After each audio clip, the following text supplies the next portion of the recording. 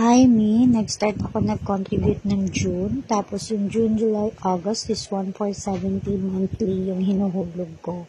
And then September, October, November, December, 2,870 monthly.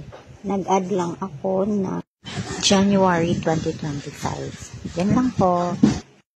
Hi po, di ko pala nasagot yung tanong kung magkano yung natanggap ko na benefit. So, 63,000 po yung natanggap ko. Yung contribution ko is from June to December. June, July, August is 1,470 monthly.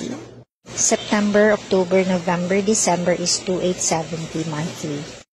Hi, me. Pwede kayong mag-file kahit nasa ibang bansa kayo. Yan sa akin is last 2023. Nasa Cambodia ako. Nakapag-file pa rin ako at na-approve as long as active member kayo ng SSS. Meaning may hulog kayo sa SSS. Hi, may punta po kayo dyan sa website na nakikita niyo sa screen. Then, log in lang kayo. SSS will ask OTP. Pag nakita niyo yan, I agree lang kayo. Then, punta kayo sa benefits. Click niyo lang yung maternity. After that, punta kayo sa maternity notification. Then, i-fill up niyo lang po kung saan dyan ang gusto niyo. Tapos yan na po. Pag submitted na, okay na yan.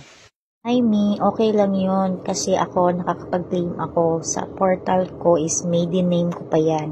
Lahat ng documents ko is married name. Hi, me. Ako voluntary paying lang.